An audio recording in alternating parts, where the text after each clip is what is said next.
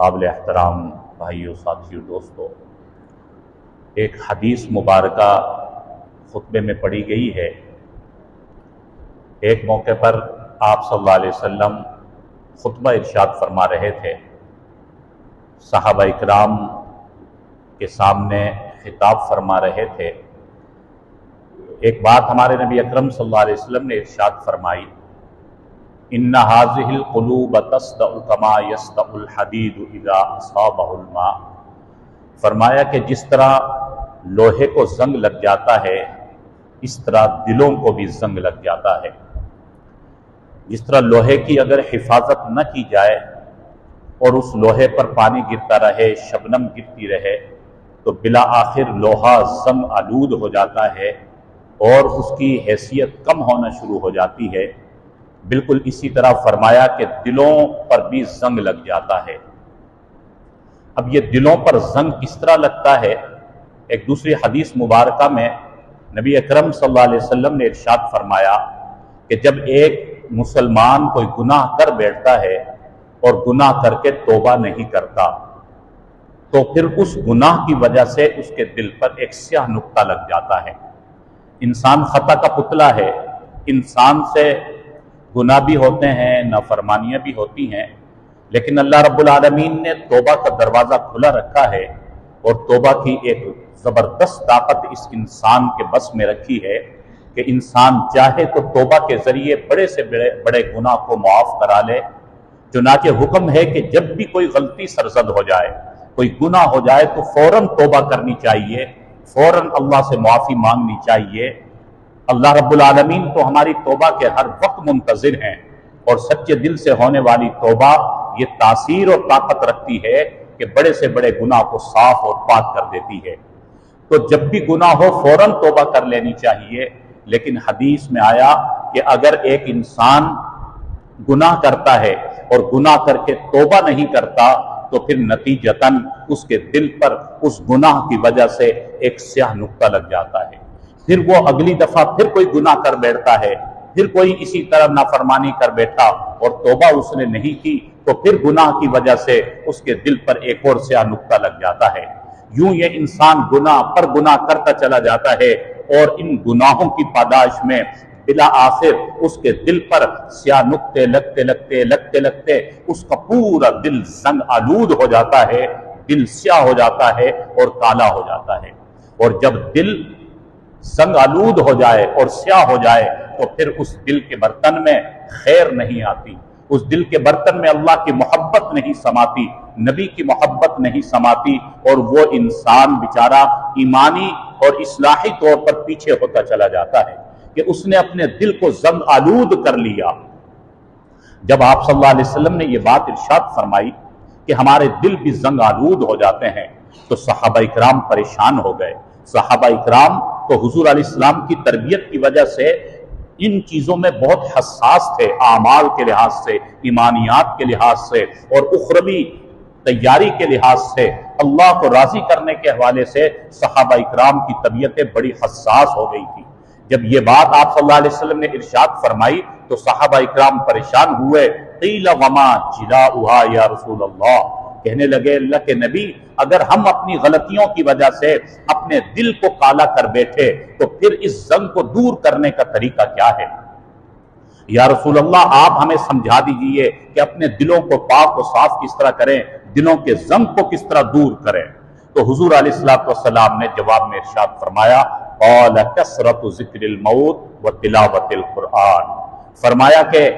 میری امت کے لوگوں، اگر اپنے دلوں کے زنگ کو دور کرنا چاہتے ہو، اپنے دلوں کو صاف کرنا چاہتے ہو، تو دو کام کو لازمی پکڑ لو۔ نمبر ایک، کثرت ذکر الموت، اپنے موت کے تذکرے کو کثرت سے کیا کرو، موت کو کثرت سے یاد رکھا کرو، وہ تلاوت القرآن، اور نمبر دو، قرآن کی تلاوت کثرت سے کیا کرو۔ جب یہ دو کام تم ہمیشہ بار بار کرو گے تو اللہ اس کی برکت سے تمہارے دلوں کی سیاہی مٹا دیں گے، تمہارا دل پاک و صاف ہو جائے گا۔ تو یہ دو باتیں ارشاد فرمائی، اور یہ دونوں باتیں ایسی ہیں جو ہمارے اختیار میں ہیں۔ خدا نخواستہ اگر ہم اپنی غلطیوں کی وجہ سے اور ہم اپنے گناہوں کی وجہ سے اور توبہ نہ کر کے اپنے دل کو بالکل سیاہ کر چکے ہیں اور دل زنگ آلود ہو گیا ہے، تو شیطان کو مایوس کرے گا کہ اب تمہاری نجات کی کوئی صورت نہیں، تم نے اتنے گناہ کر لیے، اب کیا ہوگا تمہارا۔ لیکن قطعاً ہمیں مایوس ہونے کی ضرورت نہیں، یہ دین محمدی کا خاصہ ہے کہ اس دین کے اندر کہیں بھی کوئی مایوسی نہیں ہے، ہر مسئلے کا حل موجود ہے۔ ہمارے نبی اکرم صلی اللہ علیہ وسلم نے زندگی کے ہر مرحلے کے لیے رہنمائی ہمیں عطا فرمائی، مشکل سے مشکل ترین جو لمحات تھے ان میں بھی ہمارے نبی صلی اللہ علیہ وسلم نے امت کے لیے راستہ نکالا۔ چنانچہ اس موقع پر بھی آپ صلی اللہ علیہ وسلم نے یہ دو باتیں ارشاد فرمائی، ایک تو ہمیں اپنی موت کو یاد رکھنا چاہیے، اس میں کوئی شک نہیں کہ موت ایک اٹل حقیقت ہے، اس کا کوئی بھی انکار نہیں کر سکتا۔ ہر چیز کا انکار کرنے والوں نے انکار کیا، نعوذ باللہ اللہ کی ربوبیت کا بھی انکار کیا گیا، نبی کی رسالت کا بھی انکار کیا گیا، لیکن آج تک کسی نے موت کا انکار نہیں کیا۔ موت آ کر رہے گی، جب موت ایسی اٹل حقیقت ہے تو ہمیں ہر دم اپنی موت کو یاد رکھنا چاہیے۔ فرمایا جب کثرت سے اپنی موت کی یاد رکھیں گے، موت کا مذاکرہ کرتے رہیں گے، تو پھر انسان موت کی یاد میں گناہوں سے بچتا ہے۔ جب موت اس کے سامنے رہتی ہے کہ ایک دن میں نے دنیا سے جانا ہے، تو وہ بہت سے گناہوں سے بچ رہا ہوتا ہے، اور اس موت کی یاد کی وجہ سے بالآخر وہ اعمال کی طرف راغب ہوتا ہے، اور اس کی وجہ سے اس کے دل کا زنگ آہستہ آہستہ دور ہونا شروع ہو جاتا ہے۔ تو ایک کام ہمیں ہمیشہ یہ یاد رکھنا چاہیے، اور اس میں کوئی جب شک بھی نہیں ہے، بالآخر یہ آ کر رہے گی، تو ہمیں کبھی بھی اپنی موت سے غافل نہیں ہونا چاہیے۔ انسان گناہوں میں تبھی پڑتا ہے جب انسان اپنی موت کو بھول جاتا ہے، جب انسان اپنے مرنے کو بھول جاتا ہے۔ لہٰذا ہمیشہ اپنی موت کو یاد رکھیں، موت کے تذکرے کو سامنے رکھیں۔ یہ عزیز و اقارب کا جانا، رشتہ داروں کا جانا ہمیں یاد دہانی کے لیے ہے کہ آج فلاں رشتہ دار دنیا سے چلا گیا، ایک وقت آئے گا میرا بھی نمبر ہوگا، اور ضروری نہیں ہے کہ بڑھاپے میں موت آئے، اتنے جوان بھی دنیا سے چلے جاتے ہیں۔ اور دوسرے نمبر پر ارشاد فرمایا وَتِلَاوَةِ الْقُرْآنِ، فرمایا اگر اپنے دلوں کے زنگ کو دور کرنا چاہتے ہو، اپنے دلوں کی حفاظت چاہتے ہو، تو اللہ کے قرآن کی تلاوت کثرت سے کیا کرو۔ جتنا زیادہ تم قرآن پڑھو گے، جتنا زیادہ تلاوت کرتے رہو گے، تمہارے دل کا زنگ دھلتا چلا جائے گا، سیاہی مٹی چلی جائے گی۔ یہ قرآن کی عظیم دولت اللہ نے ہمیں عطا فرمائی، اس کی ہم قدر کریں، اس کی تلاوت کا معمول بنائیں، صرف رمضان کی حد تک نہیں بلکہ رمضان گزرنے کے بعد بھی قرآن کی تلاوت کا معمول یہ ہر مسلمان کی شان ہونی چاہیے، ہر مسلمان کی زندگی کا یہ حصہ ہونا چاہیے۔ قرآن کی تلاوت نہ ہونے کی وجہ سے بھی ہم بعض دفعہ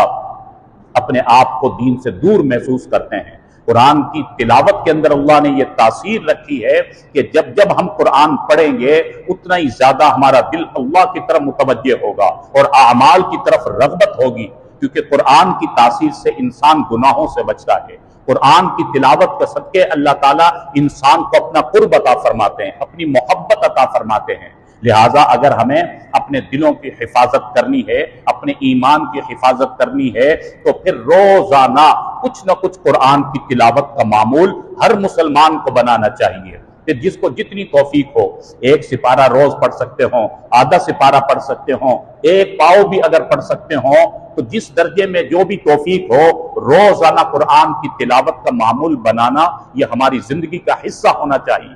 تمام صحابہ اکرام رضوان اللہ علیہم اجمعین، ان کی سیرت اگر ہم پڑھیں تو ان کی زندگی میں کوئی دن ایسا نہیں ہوتا تھا جب اللہ کے قرآن کی تلاوت نہیں کرتے تھے۔ آج چونکہ ہم نے قرآن کی تلاوت کو چھوڑا، اللہ کے قرآن کو غلافوں میں بند کر کے اپنے گھروں میں الماریوں میں سجا دیا، اس لیے آج ہمارے گھروں کے اندر ہمیں وہ سکون اور راحت اور اطمینان نظر نہیں آتا، اور گھروں کا وہ ماحول نظر نہیں آتا، وہ برکتیں اور خیریں ختم ہوتی چلی گئی۔ لہٰذا اگر ہمیں اللہ کی طرف سے رحمتیں چاہیے، برکات چاہیے، ہم اپنے گھر کے ماحول کو اچھا بنانا چاہتے ہیں، ہم اپنے چاہتے ہیں ہمارے گھر کے اندر اللہ کی مدد و نصرت کے دروازے کھل جائیں اور اللہ کی رحمتوں کی آبشاریں برسیں،